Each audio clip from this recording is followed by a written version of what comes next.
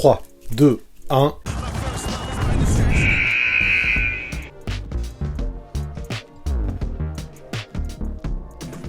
Salut tout le monde, j'espère que vous allez bien en samedi, car aujourd'hui, je vous propose quelque chose que j'avais hâte de vous sortir, en mode exceptionnel, en mode coast to coast. Et oui, cette vidéo, on va la faire en featuring avec Kevin Séraphin. Vous l'avez vu sur la miniature. Et ça, comment vous dire, je kiffe particulièrement. Mais avant de vous expliquer le concept et de passer aux choses sérieuses, il faut que je vous parle du grand jeu qu'on a lancé. Avec la NBA. Ça aussi, ça envoie, non? Parce que ouais, ce qui est cool, c'est qu'aujourd'hui, c'est vous qui allez croquer. Ouais, vous l'avez vu sûrement sur mes réseaux, ces derniers jours, je vous propose de venir me défier lors d'un concours de pronostics pour les playoffs, via un bracket challenge. Ouais, pour faire ça, c'est simple, vous cliquez sur mon lien que je vous mets dans la description, vous créez votre NBA ID si ce n'est pas déjà fait, vous rejoignez mon groupe qui s'appelle tout simplement Le 6ème Homme et vous vous lancez dans les pronostics. Pas difficile. Sauf que moi, je vous parlais de croquer et je ne plaisantais pas. Écoutez bien. À l'occasion de cet événement, la NBA met en jeu un voyage à New York pour aller assister à des matchs au Barclays Center ou au Madison Square Garden. Rien que ça. Mais aussi plein d'autres lots pour ceux qui sortiront vainqueurs de la compétition dans mon groupe 6ème Homme. Et ce qu'il faut savoir, c'est que plus vous serez nombreux à être inscrits dans mon groupe, plus la NBA augmentera la valeur et le nombre de lots qui vous seront attribués. Ça tue ça, non? L'an dernier, par exemple, j'ai eu des bons d'achat d'une valeur de 100 € à vous donner sur le NBA Store et même des abonnements au League Pass pour l'année suivante. J'étais trop heureux de vous distribuer ça.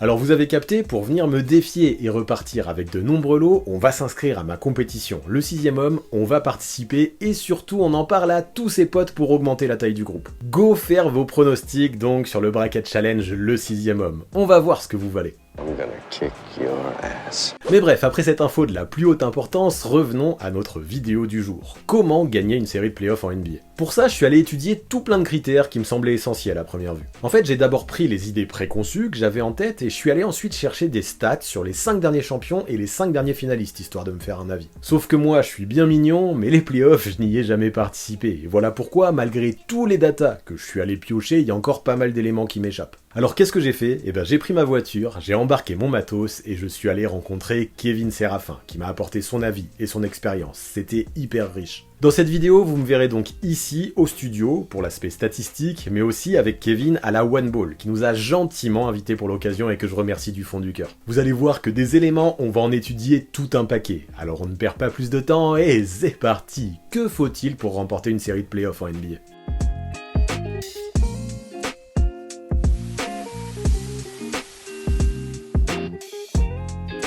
Salut Kevin, merci d'être là. Je suis avec Kevin Séraphin aujourd'hui, ça fait super plaisir.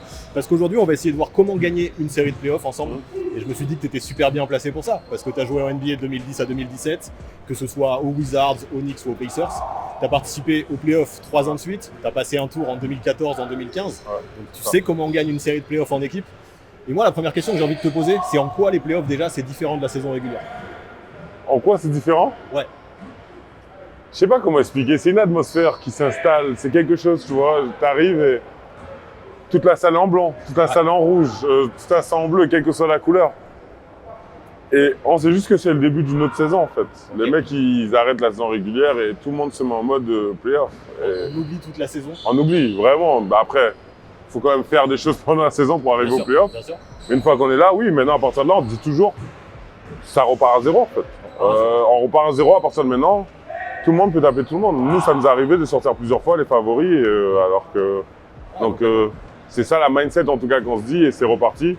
On s'en fout qu'on soit 8ème, qu'on soit... On s'en fout, c'est parti, on a une chance, on a de nouveau une chance. Bon, effectivement, pour les playoffs, j'ai bien compris. On repart à zéro. C'est une nouvelle saison qui commence, à très haute intensité. Mais maintenant, le truc que l'on peut se demander, c'est comment l'appréhender au mieux, cette nouvelle saison. Pour ça, le premier élément qui m'est venu à l'esprit, c'est la présence de stars dans l'effectif. Si on regarde les 10 derniers finalistes, tous avaient au moins un All-Star, voire bien plus. En fait, les seules équipes qui n'avaient pas un duo de All-Star sont les Bucks, champions en 2021, et les Celtics, finalistes en 2022. Cependant, aux côtés d'Giannis, qui alors était double MVP, on pouvait trouver Jrue Holiday et Chris Middleton, qui clairement avaient tous les deux le niveau All-Star, tandis qu'aux côtés de Tatum, l'an passé, on trouvait Jaylen Brown et Marcus Smart, encore un joueur de level All-Star et un Deepoy. Les chiffres semblent donc amplement confirmer que pour remporter une série de playoffs, le star power est essentiel. Mais qu'en pense Kevin? Et première question, moi, que j'ai pour toi, c'est qu'on dit souvent que pour gagner des séries, pour aller au bout, encore mieux pour gagner des titres, il y a besoin d'avoir du star power, il y a besoin d'avoir des All-Stars. Et c'est vrai, quand on regarde les anciens champions, les anciens finalistes, il y avait souvent 2 gros All-Stars. Ouais. Est-ce que pour toi, c'est vraiment primordial? Qu'est-ce qu'ils apportent ces stars? Ou alors est-ce que c'est secondaire plutôt? Oui, ça reste primordial. ça reste primordial. Je pense qu'une star t'aide à tous les niveaux. D'avoir un joueur, parce que d'avoir un joueur star, bah, ça t'aide, qui peut te porter. Au niveau des coups de sifflet, au niveau des trucs, je peux être beaucoup plus respecté. Je l'ai clairement vu tout au long de ma carrière. Si t'as pas de star de ton équipe, c'est compliqué sur les coups de sifflet, qui pousse une gueulante, qui dit quelque chose, qui fait quoi. Et donc du coup, par rapport à ça, bah oui, pour moi une star c'est nécessaire. Plus que dans le jeu, c'est presque dans le charisme un petit peu que cette star va apporter. Ouais, quelqu'un qui te porte, et cette star n'est pas obligée d'être une star. On parle pas d'une star des réseaux avec 8 milliards, on parle de quelqu'un dans l'équipe qui a ce rôle de star, qui est prêt à assumer. Et quand il y a le shoot à prendre, ils disent c'est à moi de le prendre en fait. Il y a le leadership dans le jeu à côté c'est du ça, respect des armes. c'est ça. Ouais, c'est intéressant. Et quand tu as ça, j'en ai joué avec plusieurs, que ce soit John, Bradley Beal, Paul George, Paul Pierce, Kristaps, même Melo. Donc quand les mecs sont prêts à assumer et à porter l'équipe, ça rend les choses beaucoup plus intéressantes. Évidemment. Donc c'est important pour passer des tours, pour avoir le respect des arbitres, les coups de sifflet, ça a quand même son... Moi je pense que oui, parce que je le vois même en 2016. 2016-2017 avec Indiana. On se fait sortir 4-0. Il y a l'effet LeBron. Ils sont forts, ils sont dessus, On peut pas mytho. Mais en termes de coups de sifflet, de tout ce que tu veux, je vous invite à aller regarder la série. Quand t'as un LeBron dans l'équipe, c'est différent. C'est ça en fait, ça change toute la donne. Là, c'est super intéressant de se rendre compte de ça, je trouve. Bien sûr que posséder des stars, au vu du talent basket qu'elles ont, est bénéfique pour remporter une série de playoffs, mais je n'avais pas pensé au respect des arbitres. Tout ça me laisse penser qu'il est quasiment impossible d'aller loin si tu n'as pas une méga superstar dans ton effectif, ou au moins 2 joueurs de level All-Star. Alors après, pour enchaîner, la question que je me posais concernait l'avantage du terrain. Si l'on regarde les derniers champions, Lakers mis à part car ils ont gagné leur bague dans la bulle, 3 titres sur 4 se sont remportés avec le home court advantage. Cependant, toutes les teams championnes de ces 5 dernières années ont au moins eu à gagner une série sans avoir cet avantage du terrain. Du coup, est-ce si important que ça? Les chiffres, moi, perso, me font douter. Alors encore une fois, donnons la parole à Kevin. Et du coup, deuxième question que je voulais te poser. Tout à l'heure, tu me disais, ça nous est arrivé de sortir les favoris, etc. etc. Et justement, là, on voit en saison pas mal de teams qui se battent pour avoir l'avantage du terrain, pour essayer de jouer à domicile, parce qu'on imagine que c'est plutôt cool de jouer devant son public. Par contre, quand on regarde les derniers champions, il y a quand même 3 finales sur 4 qui se sont gagnées avec l'avantage du terrain, mais tous ceux qui ont été champions, là, sur les 5 derniers, ils ont au moins gagné une série à l'extérieur. Donc, est-ce que c'est vraiment si primordial que ça? Déjà, qu'est-ce que ça apporte de jouer chez soi, et en quoi ça aide pour passer une série? C'est super important. Vraiment, nous on le voit au premier match en fait. Quand il faut partir à Chicago et se taper Chicago chez eux 2 fois d'affilée. Genre s'il faut aller, il faut rester 2 fois d'affilée. Maintenant c'est vrai que quand tu joues à l'extérieur et t'es pas favori, t'as moins de pression. Donc en fait on n'a rien à perdre les matchs. C'est ça en fait, on n'a rien à perdre, on a tout à gagner au contraire. Donc on va. Et on a une mentalité où on se dit, ben, on essaye de prendre un match. Et bon, il s'avère qu'on prend les 2 à Chicago. Mais c'est ce qu'on se dit. Donc on part, nous, on s'est servi de ça à notre avantage. Parce que tout le monde avait compris. Maintenant, c'est vrai que dans d'autres situations, à Indiana, aller à Cleveland et les 2 premiers matchs, on les perd. Tu rentres à la maison, c'est une autre mood. Hein. C'est pas du tout la même chose. Les mecs commencent à douter, à réfléchir. Et à partir de là, Et le fait de jouer devant son public, d'avoir ses marques un petit peu sur le parquet, c'est quelque chose qui est primordial pour toi ou... Bien sûr, bien sûr. Mais c'est vrai que quand tu reviens 2-0, c'est ça. C'est dur. C'est là les grosses équipes. C'est là parfois tu vois des séries où les mecs ils vont à 2-2, ils perdent les 2. Ils perdent les 2 là-bas, ils reviennent, ils gagnent les 2, et là c'est une série de fous. On sait qu'on rentre dans le 2-2, on sait que ça va partir et ça risque d'aller en 7. C'est ça tu vois, alors que dès le début, il y a des gars, tu te fais laver, c'est pas tout le monde. Moi j'étais avec là, je l'ai vu à Indiana, il y a des groupes dans le monde, les gars ils y croient plus. Même aux Wizards, ils y croient plus. On a la deuxième série comme Atlanta. Tu sens, ils vont pas. Tout le monde a de l'ego, donc on va pas le dire, on va pas le truc, mais tu vois que mentalement, les gars sont plus... Il y a un truc. On a décroché, tu vois. On a décroché. Là, ce que je retiens, moi, c'est que oui, l'avantage du terrain, ça peut être important. Cependant, moi, ce dont je me suis rendu compte dans les mots de Kevin, et ce qui me semble essentiel, c'est cette capacité de pouvoir gagner à l'extérieur. Sans ça, comme il l'a dit, ton équipe pourrait vite perdre confiance, et rebondir pourrait s'avérer difficile par la suite. Mais maintenant, pour approfondir, j'aimerais parler de la défense, qui, on le sait, bien souvent, monte d'un cran en play-off. Mais ça, est-ce que c'est une idée reçue, ou alors est-ce que c'est vraiment essentiel de sortir les barbelés pour aller loin en post-season? Là, ce que l'on voit au premier coup d'œil, c'est que ça ne semble pas si primordial. Sur les 10 derniers finalistes, seuls 6 d'entre eux avaient une défense top 10 en saison. Les Cavs de 2018 sont même allés en finale en étant catastrophiques dans le domaine, même si à mon sens ils font exception. Parce que oui, ce que je noterai quand même, c'est que les Bucks de 2021 ou les Warriors de 2018 ont été champions sans avoir une défense élite en saison. Néanmoins, ces deux teams ont su élever leur niveau de jeu en post-season pour devenir la meilleure défense des playoffs, tout simplement. Cela me donne l'impression que oui, si tu as une défense moyenne en saison, tu as tout intérêt à savoir augmenter l'intensité de ce côté-là du terrain si tu veux aller loin en playoffs. À nouveau, il va être intéressant de connaître l'avis de Kevin à ce sujet. La question que j'avais ensuite, on dit souvent, et tu sais, c'est un dicton qui est super connu, l'attaque ça fait vendre les tickets, mais c'est la défense qui fait gagner des séries de playoffs, qui fait gagner des titres.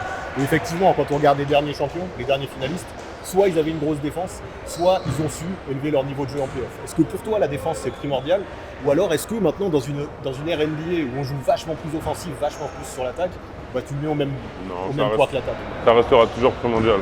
Ça restera primordial. Même si moi j'ai pris du temps à me rendre compte que la défense ça pouvait être truc, parce que j'ai toujours été cadré sur l'offense, sur l'attaque et plus petit. Le fait d'avoir des bonnes mains, je pense que ça a aidé à contribuer à cette mentalité, tu vois. Non, la défense c'est important. Même si les mecs, il faut mettre des paniers, ça, c'est sûr. C'est le but, ouais. Mais en soi, moi je sais que quand je suis arrivé en NBA, il y avait pas mal de coachs où en fait, si ce soir on met 132, leur but c'est de mettre 133. Exactement. C'est aussi simple que ça. À aucun moment on parle de défense, à aucun moment on parle de stopper personne, on parle juste de mettre plus de points. Et donc, mais je reste persuadé quand même que la défense, c'est quand même le truc. Et puis c'est beau une défense. Quand tu vois, moi je regarde des trucs avec les Wizards, on était des années, on a des choses où quand tout le monde est sur la même page en défense, tout le monde bouge, le bloc défensif bouge en même temps. Et après, tu as sur certains matchs un mec qui vient et qui prend ses coronaises et qui dit vas-y, moi lui je le défends. C'est magnifique. J'imagine. Tu vois? Et est-ce qu'en playoff, tu sens que l'intensité défensive augmente? Oui. C'est autre chose. Après, je pense que l'engouement, l'envie, tout augmente. Parce qu'honnêtement, c'est une ambiance, hein. C'est une atmosphère. Hein. Tu arrives dans la pièce, dans la salle, et tu as tout le monde qui est là, et tout le monde est habillé, et ça te fait quelque chose. Je te promets que ça. Là, je t'en parle, ça te fait quelque chose. C'est juste une émotion, tu vois. J'ai pas eu la chance comme certains Français, d'aller jusqu'au bout, d'aller dans une finale de conférence, d'aller dans une finale de NBA. On n'aura pas tous cette chance, dans tous les cas. On n'aura que 2 par année. Donc, mais de ce que moi j'ai vu, du peu que j'ai goûté, ça m'avait l'air délicieux. Ça a vraiment l'air agréable. Ok, on a la réponse. La défense en playoff, c'est primordial tant l'intensité et le rythme des rencontres augmentent. Mais quid de la profondeur de banc? Quand on regarde les précédents finalistes et la façon dont les coachs ont utilisé leurs joueurs en playoff, on voit vite que les rotations sont resserrées. Généralement, dans chaque équipe, on a 7 ou 8 gars à plus de 15 minutes de temps de jeu en moyenne, même si pour les Lakers c'est le Heat de 2020 ou encore les Cavs de 2018, c'est monté à 9 ou 10. Tout ça me laisse penser qu'à partir où tu as, disons, 8 joueurs performants dans ton équipe, ça peut suffire pour aller loin. À nouveau, dans des équipes NBA qui sont de plus en plus profondes, j'ai trouvé super intéressant de questionner Kevin à ce sujet. Et du coup, moi, une question que je me pose quand même assez régulièrement, c'est qu'on voit qu'il y a des rosters, de toute façon un roster NBA ça fait 15 voire 17 joueurs maintenant avec les two-way contracts, tout ça c'est très important pour la saison, pour que tout le monde puisse souffler, etc. Par contre, on parle souvent qu'une équipe a plus de chances en playoff quand elle a un banc qui est profond, qui est long, alors que moi j'ai l'impression que je vois des coachs, et ça se voit dans les équipes qui gagnent, qui font jouer 8-9 joueurs en rotation, et je me dis si tu as 8 gars qui sont déjà performants, est-ce que c'est très utile d'avoir un long banc derrière? Toujours mieux d'en avoir trop que pas assez. C'est mieux d'avoir un banc profond que d'avoir 7 gars sur le banc et tu vois. Ouais, bien sûr. Bon, techniquement on en aura 7, mais c'est toujours, moi je pense que c'est toujours mieux d'avoir plus d'options. Okay. Et surtout qu'il y a beaucoup d'infos que les fans NBA n'ont pas. Ouais. Et ça je le vois dû à la perception que les gens du basket où ils vont te dire tu joues pas, t'es pas fort, tu joues pas. t'es pas fort. Et en fait, ils comprennent pas que déjà, pour commencer, il y a 450 joueurs, les gars. C'est ça. Les gars, on est 8 milliards. Hein. Ouais. Je sais pas si vous vous rendez compte, on est 8 milliards. Genre. Ah ouais. C'est une élite d'élite, d'élite, d'élite, d'élite, d'élite. Genre, Ouais, évidemment. c'est les trucs que tu vois dans les films quand on te dit seulement 1 sur 1 million. Ah mais je capte. C'est exactement ça. On parle de ça, tu vois. Et à partir de ça, quand tu vois cette mentalité-là, tu comprends. Et en fait, ce que j'aime bien dans les équipes, c'est que souvent, dans l'équipe, nous, on sait. Ouais. On sait qui est bon, qui est pas bon dans l'équipe. Et quand tu as de la profondeur de banc, le coach, il sait. Il sait qu'il a des joueurs que les gens connaissent pas forcément. Ouais. Et qui ont le talent. Mais lui, il explose toute l'année, je le vois exploser les titulaires. Sauf qu'encore une fois, il y a des hiérarchies, il y a des trucs, et il y a des gens qui sont devant, il y en a qui sont comme ça, il y en a qui monteront, il y en a qui monteront pas. Et c'est comme ça. Mais le coach, il sait. Donc moi, je trouve que oui, c'est bien d'avoir une profondeur de banc, c'est bien d'avoir plus d'options en fait. C'est comme tout, tu vois, d'avoir plusieurs plans, c'est une très bonne chose. Et il faut pas. Maintenant, c'est pas tout le monde qui a la chance. Il y a des mecs qui peuvent pas. Nous, on a drafté Yann Vezeli qui venait et. C'est pas une question de niveau vu ce qu'il a fait en Euroleague derrière, Voilà, mais l'opportunité. Il a pas forcément optimisé, il a pas de truc. Donc c'est vrai que quand tu as des gars comme lui, par exemple, qui sont venus avec. Il avait le match du pays, ces trucs-là. Ouais.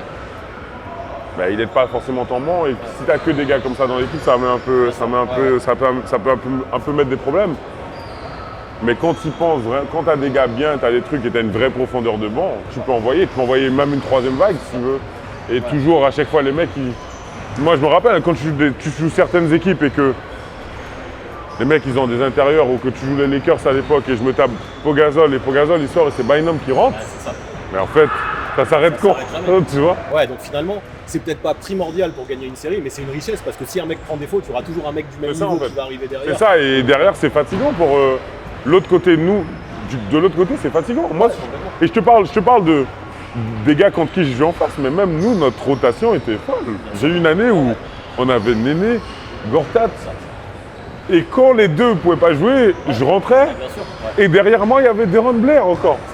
Et c'est... Ouais, ça permet de garder une pression constante sur Bah oui, les mecs ils rentrent et en fait tu te reposes jamais. Parce que parfois moi ça m'est arrivé plein de fois de rentrer et je sais que, ok, lui c'est pas un scoreur. Il va prendre des rebonds, il faut que je fasse attention, je le box out, je fais des trucs. Mais dans l'idée, tu peux un peu te reposer. Okay. Ouais. Mais quand on a... Quand ils sont tous là. Ouais, quand tu as Utah et que tu as Millsap et que derrière Millsap tu as Al Jefferson qui rentre et que derrière Al Jefferson tu as Ernest Hunter et après tu as fucking Rudy derrière. Mais gros, au bout d'un moment, c'est quoi en fait le... Tu vois, ça s'arrête, c'est ça. Exactement. Ok, c'est méga intéressant comme vision des choses, et la conclusion est claire, plus t'as d'armes, mieux c'est. Avoir un banc profond te permet d'user ton adversaire pendant les 48 minutes d'un match, et ça c'est peut-être un facteur qu'on a tendance à oublier. Mais en parlant de ça, quel impact peut avoir la fatigue dans ce marathon que représentent les playoffs? Vaut-il mieux expédier des séries en 4 matchs, ou alors rester dans le rythme en disputant des séries qui, elles, seront plus compétitives? Là, moi, ce que je remarque quand on observe le nombre de rencontres jouées par les équipes avant la finale, c'est qu'il n'y a pas de vérité absolue. Je vous ai mis en vert ceux qui ont gagné le titre. Parfois, c'est l'équipe qui a disputé le plus de rencontres qui l'emporte. D'autres fois, c'est l'inverse. J'ai donc du mal à me faire une idée. Vaut-il mieux avoir le luxe de se reposer, ou alors est-ce bien de rester dans le rythme en jouant des séries serrées? Je compte bien sur Kevin pour éclairer ma lanterne, car là, honnêtement, je n'ai aucune conclusion à tirer de tout ça. Et pour enchaîner, du coup, ça peut aller avec la profondeur de banc. Il y a une espèce de débat. Il y a deux écoles un petit peu. Est-ce qu'il vaut mieux, selon toi, gagner une série en 4 matchs et prendre un maximum de repos jusqu'à la prochaine série, ou alors aller jusqu'en 7 matchs, rester dans le rythme? Et on le voit souvent, hein, les équipes qui sont dans le rythme, elles gagnent le premier match après. Et bon, après, des fois, l'équilibre se refait. Toi, si tu étais dans cette situation, tu préfères quoi? Ben, ça m'est arrivé. Ouais. Je crois que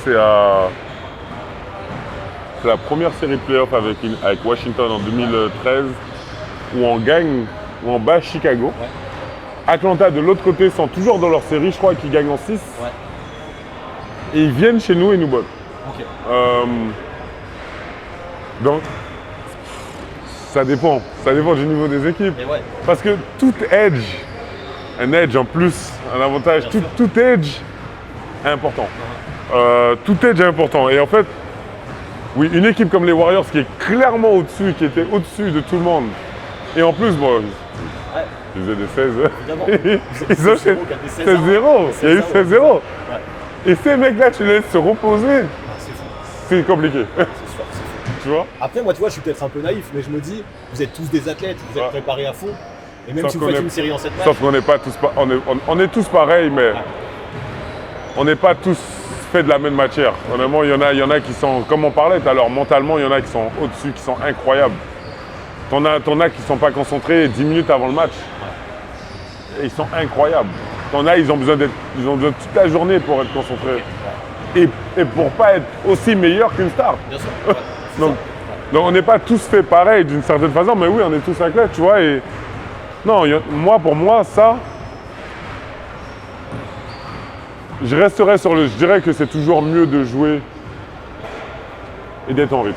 Ok, de rester dans le rythme. Voilà. À choisir, tu Ouais. préfères rester dans le rythme. Moi, le Je- basket, je c'est un sport comprends. de rythme. Mais ça dépend de toi. Peut-être que d'autres auraient plus besoin Voilà. de repos. Je crois que ça Je dépend pense du que c'est joueur. mieux de rester en rythme. Sauf qu'après, il faut aussi prendre les circonstances. Un mec qui va faire. Il y a qui a fait ça un moment, une année, c'était qui, les Bucks ou je sais pas quoi, où ils allaient en 7 matchs à chaque fois Ouais, sur bah, les toute Bucks la. l'ont fait aussi, il y en a pas mal de teams. Ouais. Les Celtics c'est- l'année dernière, ils ont joué énormément de matchs aussi. C'est beaucoup. Ouais, c'est bon. Tu vois, quand tu arrives à la fin avec une finale, par exemple, et tu as un Warriors qui t'attend de l'autre côté, qui lui a gagné C'est ça. ses 8 matchs et ses 12 matchs, et qui est frais, qui sont là, ils se reposent, c'est chill, ils écoutent de la musique, ils sont dans leur coin et toi tu arrives, tu viens de sortir, tu reviens de la guerre, tu fait que taper tout au long. Ouais. Il peut y Repartir sur avoir, une guerre tu vois. derrière, ça peut Voilà, être il peut y avoir un petit truc, tu vois. Surtout que les playoffs c'est assez court et on se rend pas compte, hein, parce que moi la première fois qu'on m'a dit on commence les playoffs, je pensais qu'on avait 2 semaines de préparation. Non, je m'en ça va vite. Quoi déjà? Tu vois, Ouais, donc c'est incroyable. c'est assez court, hein, faut se rendre compte de ça. Ok, le repos, c'est important, mais ce que je veux retenir, c'est que c'est quelque chose qui reste très personnel. J'aime la phrase de Kevin qui dit que le basket, c'est un sport de rythme. Ça laisse penser qu'avoir du temps off, c'est cool, mais ce n'est pas non plus essentiel pour faire de longs parcours en playoff. Mais par contre, ce rythme, comment le garder? On parle souvent des adaptations du coach qui sont essentielles pour remporter une série. Et effectivement, là ça se voit, à part les Raptors de 2019, tous les tacticiens ont été amenés à changer de starting five pendant la post-season, soit parce qu'il y avait des blessures dans l'effectif, soit pour réaliser l'adaptation stratégique qui allait bien face aux adversaires. Steve Kerr, en 2019, même s'il a dû beaucoup jongler avec ses joueurs qui passaient par l'infirmerie, a même titularisé un total de 12 joueurs pendant les playoffs. C'est fou. Là, je me dis que c'est flagrant, savoir s'adapter en fonction des joueurs qui sont présents, pas présents, en forme, pas en forme, ou encore en fonction de ses adversaires, c'est essentiel. Est-ce que je me trompe? Est-ce que j'en rajoute? Eh bien, écoutons Kevin à ce propos. Du coup, en playoff, là aussi, on regarde, et surtout les équipes qui sont allées loin. Si tu regardes, en fait, alors qu'en saison, souvent, à part quand il y a des blessures, les 5 majeurs restent assez constants, ça reste assez les mêmes, Ouais. comme tu disais, il y a une hiérarchie. Là, ce qu'on regarde, c'est que les coachs, il n'y en a pas un qui a gagné sans changer de 5, alors à différentes mesures, hein, mais il y en a plusieurs qui ont fait 7, 8 5 de départ différents pendant tout le playoff.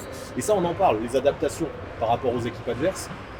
Ça peut être primordial, le rôle du coach, de comment il s'adapte. Moi, je voulais savoir ce que tu pensais de ça. Est-ce que pour toi, c'est vraiment nécessaire? Moi, c'est très important. Ouais. C'est totalement, pour moi, c'est très très important. On jouait pas pareil avec John et sans John. Dans un genre qui l'emmène ses 10-15 passes de plus. Je pense qu'il faut s'adapter. C'est la vie, hein. Bien sûr. C'est l'une des raisons pourquoi l'homme a le dessus sur les animaux, sur un truc, c'est que mine de rien, on est capable de s'adapter à tous les environnements, à tous les trucs. Et c'est ça, c'est quelqu'un qui sait s'adapter est fort. Et parce que vraiment, quand tu arrives et bam, ben, tu as un blessé, ben, c'est là que tu vois, tu prends tes choix stratégiques, tu parles des trucs, le next. Mais en même temps, celui qui peut. Parce que parfois, le next n'est pas prêt Ouais, c'est ça. à prendre ce rôle. Moi, j'ai été dans cette situation où vraiment, je joue pas. Je me rappelle, je sais pas combien de temps, je joue pas. Toujours, on sait pas pourquoi, mais je Ouais, joue bien pas. sûr. Et on va à Portland. Et à l'échauffement, Gortat se bloque le dos, tu vois. Ok. Là, c'est parti. Et je passe de je joue pas. Ouais. Et je te cache pas qu'à ce moment-là, quand tu joues pas, parfois ta mentalité, là c'était clair. J'étais même pas. Ça faisait un moment que je jouais, on rentrait même pas sur le terrain. Parfois, tu t'éteins un peu ta mentalité. Parce que du coup, tu éteins un peu dans ta mindset, tu t'éteins. Tu es en mode veille en attendant bien que sûr. voilà, on te redemande, tu vois, on te refasse confiance. Et c'est vrai que quand ça arrive, moi je me rappelle, j'étais dans le truc, j'étais avec les coachs, on était en train de parler, de faire des choses. Les assistants, ils viennent, on rigole, on fait des trucs. Et en fait, on me dit, là, tu commences. Il y a Néné par exemple derrière. Ouais, bien sûr, ouais. On revoit Néné parce qu'il ne veut pas changer trop. Il ne veut pas changer Le rôle de- toutes les lignes. Ouais. Donc il préfère se dire, je vais prendre Kevin dans la troisième troisième position, je vais le mettre en premier, comme ça Néné, lui, il reste la deuxième unit et reste comme elle est. Je suis passé à côté de la plaque. Je suis passé à côté de la Mais ça, plaque. tu vois, tu me parles des adaptations par rapport à ta propre équilibre, par rapport aux blessures, machin. Mais est-ce que tu as vu des coachs, par exemple, qui peuvent complètement changer de philosophie ou de système face à un adversaire puis face à un autre? Ou alors ça reste quand même plutôt constant? Si, Greg Popovich. Ouais. Et le mec de Boston, Brad Stevens. Et encore, Brad Stevens, il est différent parce que tu vois, t'as l'impression que c'est un petit génie du basket. Bien sûr, ouais. T'as l'impression vraiment que c'est un petit génie du basket quand tu vois les choses. Il y a plein de choses que je captais pas, mais les joueurs m'expliquaient des choses. Je me dis ah ouais, tu vois, alors que Popovich, c'est plus, pour moi en tout cas, c'est une opinion. Il s'adapte en fonction de ses équipes. Ok. Ses systèmes, leur basket reste relativement simple. Ouais. Mais il s'adapte en fonction des joueurs.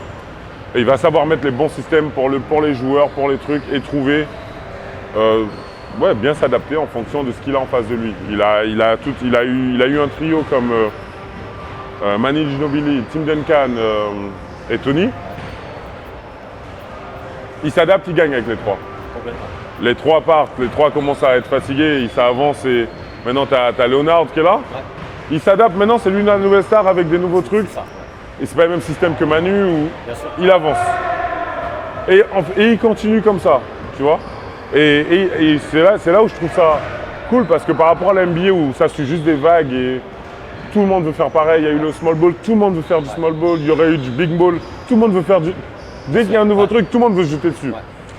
Et alors que lui, je trouve qu'il est toujours resté dans son truc. Complètement. Tout en s'adaptant à ses adversaires et finir où est son équipe. Voilà. Et donc finalement c'est assez primordial pour aller loin. C'est ça. Et moi, je reste persuadé. Et lui, et là, on parle d'une série de playoffs.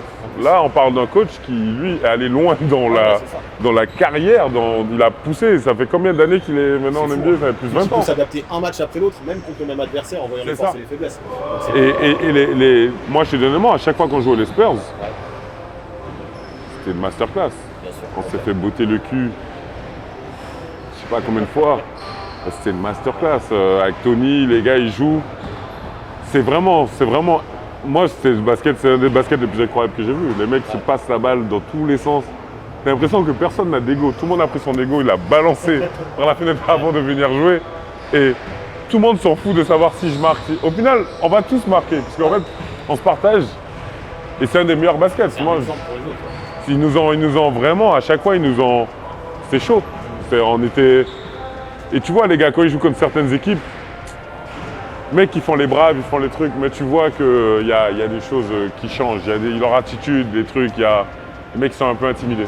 Ok, c'est cool, je pense que c'est la réponse que j'attendais, et même plus. S'adapter, ce n'est pas forcément en fonction de tes adversaires, mais c'est avant tout en fonction de ton équipe et des forces dont tu disposes. Avoir un coach qui constamment saura qui est chaud et qui saura le mieux rentrer dans ton dispositif le jour J semble essentiel pour remporter une série de playoffs. Mais avec ça, je me dis aussi qu'il y a forcément une espèce d'aspect mental à prendre en considération. Parfois ça se voit, on a une équipe qui bouffe littéralement l'autre psychologiquement, et ça arrive qu'une série de playoffs se joue là-dessus. Si on observe les précédents champions, c'est flagrant. Les Warriors 2022 n'ont plus jamais perdu après leur victoire au match 4. Les Bucks 2021 ont mis un 4-0 à Phoenix sur les 4 derniers matchs. Les Raptors 2019 ont décollé après 2 wins à Golden State. Là, je pense que j'ai une petite idée de ce que va me dire Kevin. On sous-estime bien trop souvent l'aspect mental dans le basket, et encore plus en play-off. Mais justement, on t'en parlait tout à l'heure, on en a parlé en off aussi au téléphone quand on a préparé un petit peu ce moment qu'on allait passer ensemble.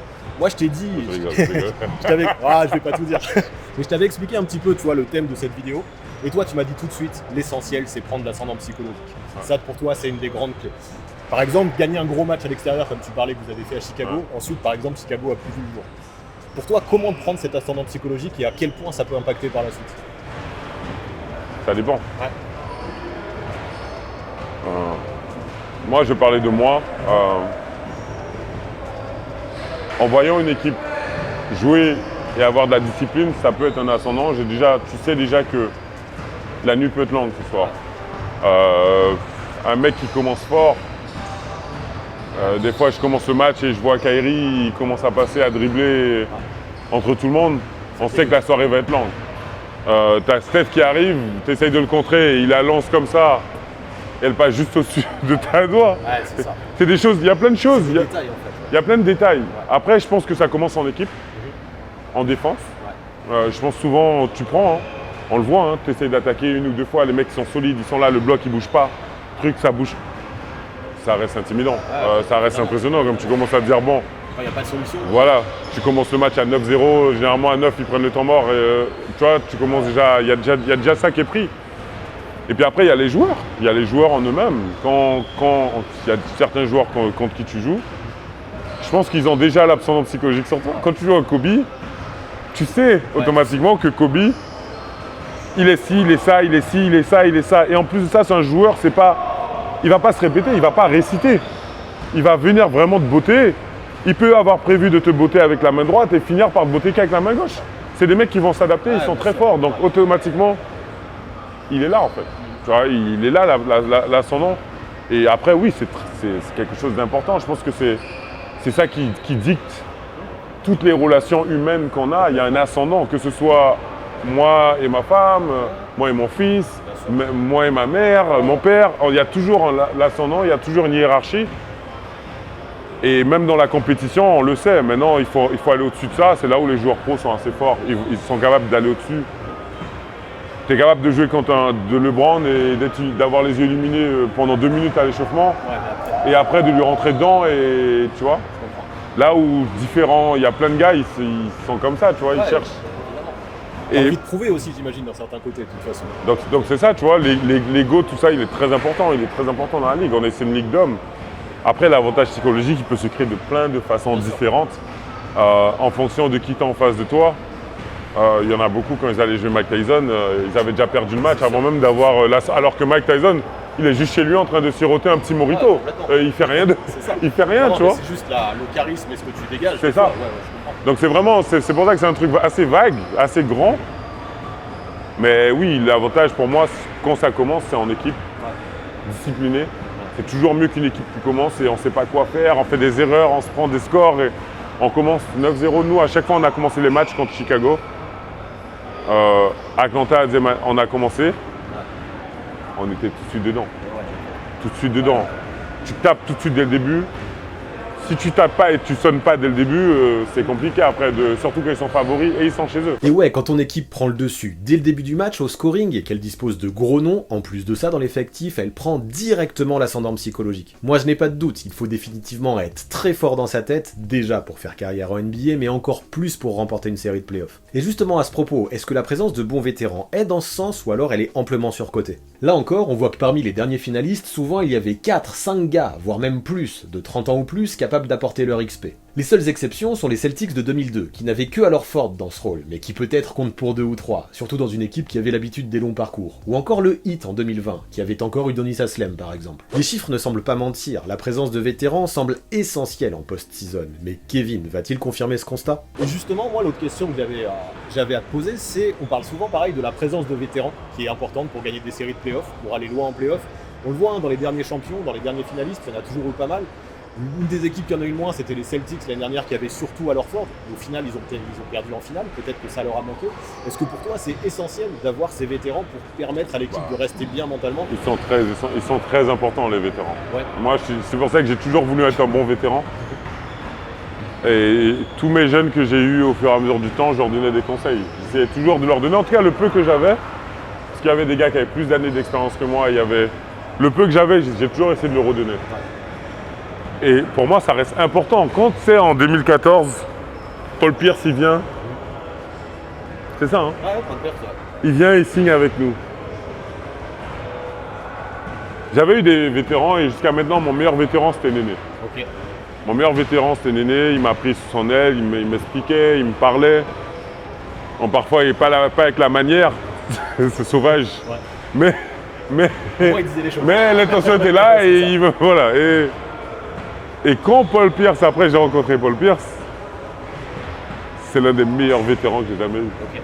Tu vois, et ça commence avec des choses simples.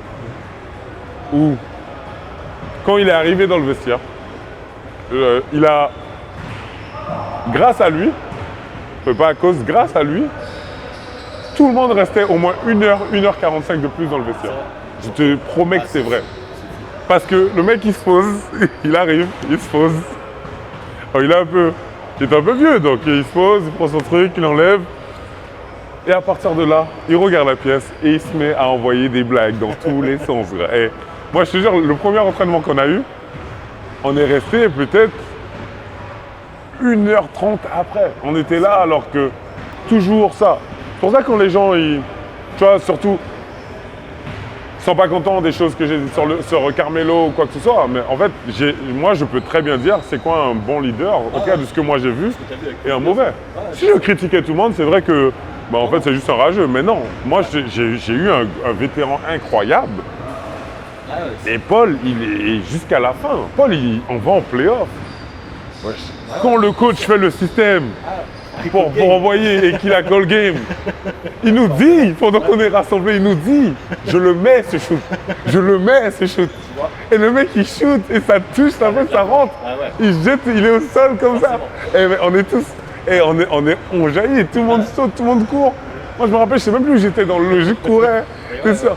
Parce que, et le mec jusqu'au bout, c'est un vrai vétéran. Tu vois, je peux pas. Il en impose. Hein. Tu vois, moi, j'allais dans le premier match NBA que j'ai fait, c'était les Wizards contre les Knicks, donc c'est là où je t'ai rencontré la première fois. Et là, moi, je vois Paul Pierce qui enlève son t-shirt, qui se met torse nu. Tu vois les cicatrices dans le dos et tout. Tu te dis, ce mec, il a du vécu. Direct, tu dis, ouais, j'ai quelqu'un en face de moi. Tu vois, c'est. Gros. Direct, et c'est quelqu'un de très intelligent. Moi, honnêtement, nous, on a vraiment cliqué. Ouais. Il y a eu une action, depuis le jour, il est arrivé en training camp, en fait, il y a une action. En plus, à l'époque, j'étais vraiment. Quand il est venu, j'étais en forme, j'avais perdu du poids, j'étais bien, j'étais très athlétique. Ouais. Donc. Et il y a eu vraiment une action où j'ai pris un rebond, il y avait Gortat, j'ai pris un rebond, j'ai fait un dribble fort.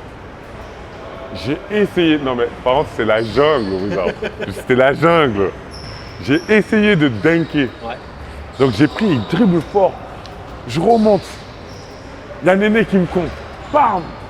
Je retombe, je la réattrape, dribble fort, je remonte. Il y a Gortat qui me contre. Et je la réattrape encore, je sais pas pourquoi en fait, on était aussi seuls. Ouais. Que tout le monde à mon avis regardait. Et je la réattrape la dernière fois, je la prends comme ça une main, je monte et là je dunk sur tout le monde. Okay.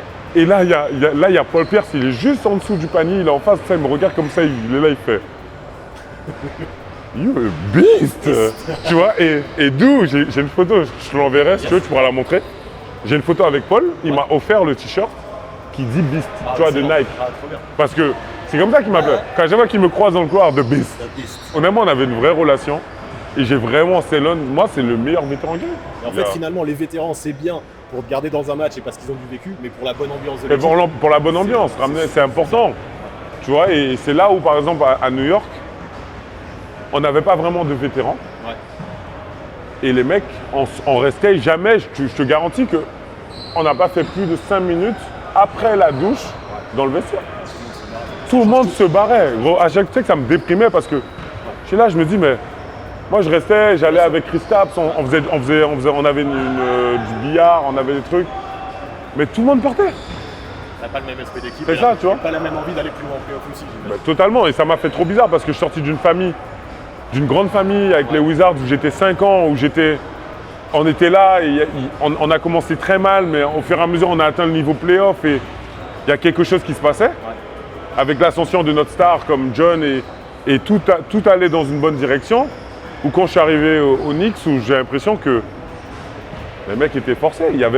À aucun moment ils ont juste mis les mecs, mais il n'y avait pas de glue, ils n'ont pas mis le ciment, il n'y a rien.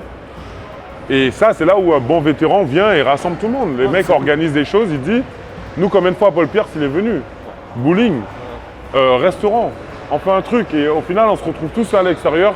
Alors qu'au Knicks, on n'avait pas ça. Ça, j'imagine, une équipe qui s'entend bien, elle va aller plus loin en playoff. Parce qu'elle va avoir envie de performance. Forcément. Et même dans les moments durs, quand tu as un vétéran, tu as des trucs, il calme le jeu. Ouais.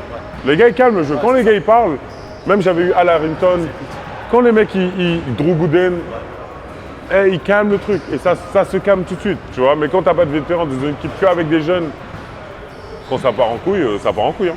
Allez hop, c'est réglé, la présence de vétérans en play-off, c'est primordial. Sans eux, tu n'as pas vraiment d'alchimie de groupe, tu n'as pas d'âme, et j'ai l'impression que sans un mec dans ta team qui va te donner envie de te tuer sur le terrain, tu pars avec un gros désavantage. Mais pour la suite, je me questionnais quant au vécu collectif d'une équipe. Est-ce si important que ça? Quand on regarde les précédents finalistes, on se rend compte qu'à part les Warriors, qui eux mènent une dynastie depuis plusieurs années, la plupart des teams ont fait des changements importants pour aller en finale. Jrue Holiday, Anthony Davis, Jimmy Butler, Chris Paul ou Kawhi Leonard sont tous allés très très loin alors que c'était seulement leur première année dans leur nouvelle team. N'en ferait-on donc pas un petit peu trop à propos de cette idée de vécu collectif? Eh bien, comme d'habitude, on va demander son avis à Kevin. Et tu vois là du coup, question suivante que j'ai pour toi, on parlait des vétérans, on parlait de l'alchimie, et souvent on a tendance à penser qu'une équipe qui a un bon vécu collectif, qui se connaît depuis très longtemps, a plus de chances d'aller loin. Et pourtant, moi quand je regarde les derniers champions, les derniers finalistes, Jimmy Butler il va en finale alors que c'est sa première année à Miami, Anthony Davis il gagne le titre alors que c'est sa première année à Los Angeles, Jrue Holiday c'est pareil, il y en a pas mal finalement.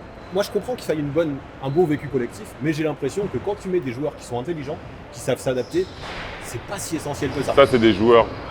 Après, c'est pas tout le monde, c'est pas la chance pour tout le monde. Hein. Ça, c'est quand ça marche. Comme tu prends Nanterre. Après, ils ont fait longtemps ensemble, mais Nanterre, quand ils gagnent le titre de champion de France, qui vont en finale et qui jouent contre Alexis, tout ça, c'est quoi, 2012, 2013, un truc comme ça, ils gagnent le titre. Ouais.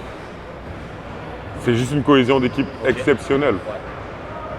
Au stade où, en fait, même si les mecs sont moins forts sur le papier, la cohésion d'équipe et leur envie de jouer ensemble est tellement forte que ça surpasse. On dirait un truc de série télé ou de manga, mais c'est une réalité.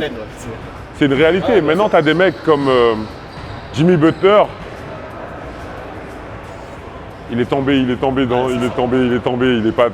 pas parti faire du classique et du piano. Il n'est pas parti faire du Mozart à Miami. Il est tombé là où il fallait quoi. Ah oui, il est tombé clairement dans son équipe. C'est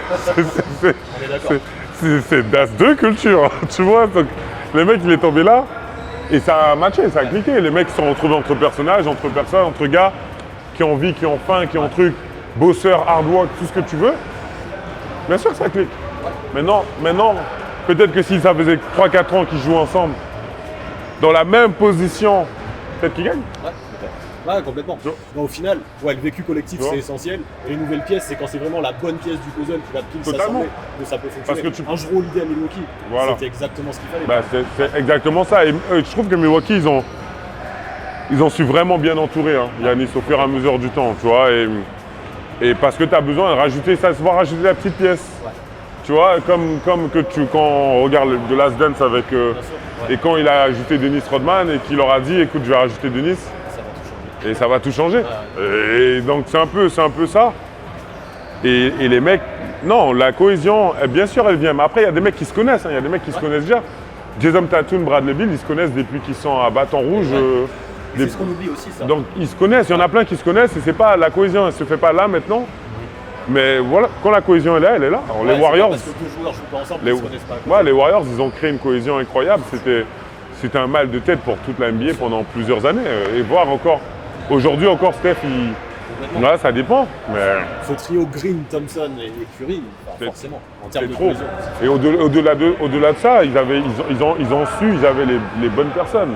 Sean Livingston, que ce soit Iguodala, ils avaient racheté les bons vétérans, l'équipe est complète, à tous les niveaux. Et ouais, y a pas de secret, à part quand tu as une dynastie qui roule depuis plusieurs années, pour progresser, tu n'as pas le choix que d'ajouter des éléments. Le vécu collectif n'est donc peut-être pas primordial vu qu'il peut se construire en amont, même entre deux joueurs qui ne sont pas dans la même équipe. L'essentiel, je pense, est surtout de mettre la bonne pièce du puzzle au bon endroit. Sauf que tous ces éléments, ils sont bien, ils sont intéressants. Sauf qu'à ça, pour moi, s'ajoute une espèce de facteur chance, qui est difficilement quantifiable avec des stats. Bien sûr, quand tu as une avalanche de blessés comme les Warriors en 2019, évidemment que ça n'aide pas pour remporter des séries de playoffs. Mais le facteur chance, est-ce que ça ne va pas au-delà de ça encore? Bon bien allez Kevin, donne-nous ton sentiment à ce propos. Un gros truc aussi qui revient souvent, je trouve, quand on parle de ceux qui vont en finale, ceux qui gagnent le titre, c'est le facteur chance. Ouais. On parle, le facteur chance, ça peut être éviter les blessures, ou alors que l'équipe en face de toi soit décimée, ou alors le fait d'être bien arbitré, j'imagine, on connaît les histoires entre Scott Foster et Chris Paul, ou le fait de mettre les bons shoots dans les bons matchs. Ouais. Est-ce que pour toi ça a une vraie place, ou alors en NBA, il n'y a rien qui est dû au hasard? Non, dans le sport, il y a ce côté chance qui ramène ce côté magique. On ne sait pas ce qui se passerait si Kobe avait été drafté par les Sixers. On ne sait pas ce qui se passerait si tout le monde était en bonne forme la première année de Tony. On ne sait pas en fait ce qui serait passé après. il aurait, encore une fois, ça reste des grands joueurs, donc ils auraient peut-être surpassé ça, ils seraient quand même devenus des grands joueurs. Mais peut-être pas, on ne sait pas en fait. Donc le facteur chance, tomber au bon endroit, tomber au bon moment, il est important. Il est important, on ne peut pas l'ignorer, c'est clairement quelque chose, on espère toujours avoir cette chance, on espère toujours avoir ce coach qui nous comprendra et ce coach qui fera. Il existe et c'est quelque chose qui existe bien plus qu'on le pense dans la mentalité d'un sportif. Quand moi je signe à Barcelone, j'espère que ça va bien se passer. J'espère avoir de la chance et que ça se passe, tu vois. Quand je passe, c'est pareil, au Knicks, je ne me suis pas donné les moyens. Donc j'ai pas espéré que ça se passe bien, j'espérais que ça allait pas trop se voir, j'allais réussir à un peu glisser. Quand je signe à Indiana, moi je suis en forme, tout est bien dans ma tête, je suis bien. J'espère. J'espère que j'aurai ce petit facteur chance qui fait que je vais jouer en fait. Donc il existe. Quand on a les playoffs, on a les trucs, il est partout. Ouais. En équipe de France, on espère jouer, on espère avoir ces petites chances que un tel perde ou un tel gagne de façon à se retrouver quand il est toujours là en fait. Et tu ne peux pas être championne si elle n'a pas ce petit côté chance à côté. Et il y a pas mal de mecs. Nando, c'est un mec, par exemple, Nando De Colo, c'est quelqu'un que j'estime qu'il n'a pas eu de chance en NBA. Ouais, Vincent Poirier, j'estime qu'ils n'ont pas eu de chance. Après, peut-être encore une fois que Vincent, les coachs, ils ont vu les entraînements et peut-être que j'ai des éléments qui me manquent. Comparé à Nando que j'ai vu beaucoup évoluer. Mais Nando n'a pas eu de chance. Nando tombe dans une équipe qui veut vraiment le développer et faire les choses. C'est une superstar aujourd'hui. Et je dis toujours que ça va pas, les gens vont peut-être pas apprécier, mais pour moi, Nando, c'est l'un des joueurs qui est top 100, 200, NBA sans lettres. Parce qu'il est trop fort. Ouais. Totalement, tu vois. Et on en a besoin de ce facteur chance. On ne peut pas que ce soit automatique. De toute façon, c'est la vie. Tu peux faire un plan et c'est la vie qui te montrera si le plan fonctionne ou pas en fait. Et tu vois, même si tout est parfait, tout est bien, on peut nous prévoir de se voir aujourd'hui et t'arrives et au final, je suis malade. C'est l'histoire de la vie. Hein. On n'a pas de chance. Mais bien sûr, c'est l'histoire de la vie. Tu vois, voilà. On va dans le sport comme ailleurs. Donc, il y a plein, pour moi, il est très important. Ouais. Et la chance, c'est quelque chose qui se provoque. C'est pas un hasard que, comme par hasard, les mecs qui bossent, les mecs qui font des choses, les mecs qui font ça ont plus de chance que les autres. Tu vas chercher ta chance.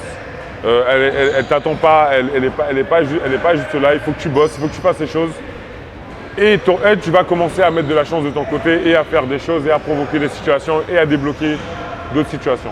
Bien sûr que souvent, les équipes qui restent en bonne santé pendant les playoffs ont de plus grandes chances d'aller plus loin. Je ne vous apprends rien, ce n'est pas une surprise. Mais la chance aussi, comme l'a dit Kevin, c'est peut-être également d'avoir le bon joueur, celui qu'il faut, au bon moment, au bon endroit. Tu ne sais pas, en amont d'une série de playoffs, si tout va cliquer, si tout le monde va être sur la même longueur d'onde en attaque ou en défense, si tout le monde va être en forme. La chance, ça se provoque, oui, je suis d'accord avec ça, mais c'est quand même super difficile de gagner si tu es un total poissard. Sauf que là maintenant on est content, on a tout plein d'éléments, ça nous fait une belle jambe. Mais ces éléments, on en fait quoi? Quels sont les critères les plus importants pour remporter une série de playoffs? Kevin, j'ai besoin de toi pour ça, je t'écoute, il va falloir te jeter à l'eau. Si on reprend toutes les questions sur lesquelles je t'ai interrogé, moi je t'ai parlé du star power, de l'avantage du terrain, de la défense, de la profondeur de banc, de la fatigue, des adaptations au coaching, de l'ascendant psychologique, de la présence de vétérans, du vécu collectif et du facteur chance.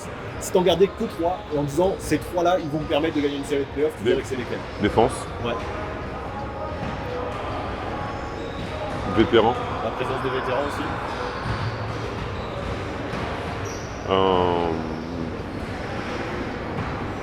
L'adaptation. L'adaptation. Ouais. Donc pour toi, une équipe qui a un coach qui s'adapte, avec des bons vétérans qui font le relais et qui arrive à élever son niveau de jeu défensif en playoff, elle a pas mal de chances d'aller. Est-ce que tu vois une team cette année qui en est capable? Si t'as un favori ou quelqu'un qui répond bien à ces critères? Là, c'est la question où tu vas te mouiller. Phoenix. Phoenix avec KD. Phoenix. Ouais. Phoenix sont dangereux, en fait. Phoenix sont dangereux de ouf. Moi, de toute façon, dès que j'ai vu ce trade, j'ai tout de suite dit, ça marche. Parce qu'en fait, les gens ne se rendent pas compte, mais KD, c'est vraiment un gars sérieux. Et en fait, c'est un gars qui est tellement fort.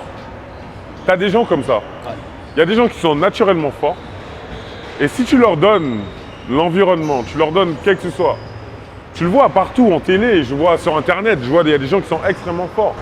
Il y a des gens comme toi qui qui font leur podcast, qui sont forts. Et le jour où tu peux leur donner une occasion en télé, ben c'est terminé. Ils vont terminer le game parce qu'ils sont faits. Tu vois, et en fait, KD, il faut comprendre que c'est un mec, ça fait un moment qu'il cherche une équipe, ça fait un moment qu'il cherche une maison. Et les gens ne se rendent pas compte parce que entre aller jouer aux endroits pour faire plaisir au public et où tu vas jouer, ils ne se rendent pas compte. Le but quand tu signes et quand tu cherches, quand tu vas dans une équipe, c'est de se sentir à la maison. La maison, c'est pas un endroit, c'est pas parce que tu as acheté ta maison que c'est ta maison. Si ta maison, elle est là et qu'au bout d'un moment, il y a quelqu'un qui vient s'installer, qui squatte et que tu es mal à l'aise chez toi, 24 heures sur 24, tu n'es pas chez toi. Tu vois, c'est bizarre. Ou tu es chez toi, c'est bizarre. Voilà, tu l'appelles comme tu veux. Mais... Et les mecs, ils cherchent une maison, ils cherchent un endroit. Moi, j'ai toujours cherché ce lieu. J'avais Washington. Ça m'a brisé le cœur de partir de Washington. Parce que j'avais trouvé, j'étais chez moi, j'étais à la maison, je connaissais les trucs. Au bout de 4-5 ans, tu es là, avec John Ostrogar, on est les deux seuls qui restent. Et ouais, c'est plus pareil. Tu vois, et j'avais, tu cherches cette maison. Et il avait pas jusqu'à maintenant. Il a essayé, il est parti. Ils lui ont demandé de venir, bien sûr, à Golden State. Ouais. Ils l'ont accueilli, Ça, comme si c'était à la maison. Ouais. À partir du moment où on regarde bien que l'environnement est devenu hostile avec Damon et tout ce qu'il a fait, KD, il est parti. Moi, je l'ai vu dans le vestiaire, il était isolé tout Ouais. seul. Et tu c'est voyais ça. qu'il y avait une fissure. Enfin, quelque C'est chose, ça. ouais. Et c'est pareil à OKC. Ouais, c'est ça. Tant que ce truc, et dès que le mec il sent plus chez lui, il se barre, D'aller ailleurs. tu vois. Ça se comprend aussi. Hein. Et totalement. Parce que en fait, c'est un vrai joueur, bien entouré avec des gens qui vont vouloir de lui, l'aimer, le mettre en valeur, comme à Phoenix. Il va Et là, il faire va des avoir dingueries. bien joué au basket. C'est ça que j'apprécie. On va pas lui demander de parler, d'être le leader. Il y a Chris Paul et Booker. Va faire des dingueries. Tu rajoutes le temps chaud de Phoenix avec. Il va tout. Moi, quand j'ai vu ça, j'ai dit waouh. Tu vois. Alors que autant le trade de Kyrie et de Lucas, j'ai trouvé ça moins pertinent. Ouais. Parce que pourquoi? Parce que les deux joueurs se cherchent. Tu mets deux mecs qui se cherchent. Lucas est encore en train d'écrire son histoire et d'écrire. KD a déjà gagné, a déjà un truc, il peut plus se reposer. Kyrie est en train d'écrire son truc, il veut prouver qu'il ne peut pas seulement gagner avec LeBron. Et au final, tu mets ces deux-là. Ah, moi je trouve pas ça. KD s'adapte à Voilà. Alors que KD, il est déjà à un stade, il a un niveau. Il cherche un projet, tout en sachant que c'est KD. Chris Paul, les gars, ils vont arriver, ils vont l'accueillir parce que c'est KD. Quand je vois que Monta Ellis lui dit ouais, pourquoi tu fais ça? Genre les greats, les grids, les mecs sont capables de le reprendre. Genre je regardais vraiment, je me disais ah non. Non, la mayonnaise elle a pris. Elle a pris la mayonnaise. Donc désolé, on a fait un petit aparté, mais voilà, oui. Donc Phoenix champion pour toi. Phoenix se donne de très grandes chances. Parce qu'après on sait jamais. Ça marche. Ils peuvent avoir 4 blessés et C'est c'est fini. Après le facteur chance, comme on disait, Voilà, c'est va ça. dépendre. En tout cas, merci, c'était super intéressant. Voilà. Merci Kevin. Ok, les Suns pour Kevin, grâce notamment avec l'arrivée de KD, et je peux très bien le comprendre. C'est vrai qu'il coche pas mal de cases, et vu que je ne suis pas un chien, et que je ne vais pas laisser Kevin se mouiller tout seul, moi aussi je vais prendre position. Au vu de tous les critères qu'on a évoqués, et qui sont importants, et si on estime que la défense, la présence de vétérans et les adaptations sont primordiales, moi aussi j'ai un favori, et il s'agit des Bucks. Pour moi, à Milwaukee, on a l'équipe qui a le plus la capacité d'augmenter son niveau de jeu défensif, au vu des pièces qu'elle possède. On a un coach, Mike Budenholzer, formé à l'école Popovich, qui connaît ses éléments par cœur, et même de très bons vets avec des gars comme Drew Holiday, Chris Middleton, Jake Roder, Brook Lopez, Goran Dragic, Wesley Matthews, et j'en passe. Alors ouais, je me dis que Milwaukee est mon favori pour les playoffs 2023, au vu de tous les critères que l'on a listés aujourd'hui. Alors Suns comme Kevin, Bucks comme moi, ou encore une autre team, la réalité des playoffs nous apportera très vite une réponse.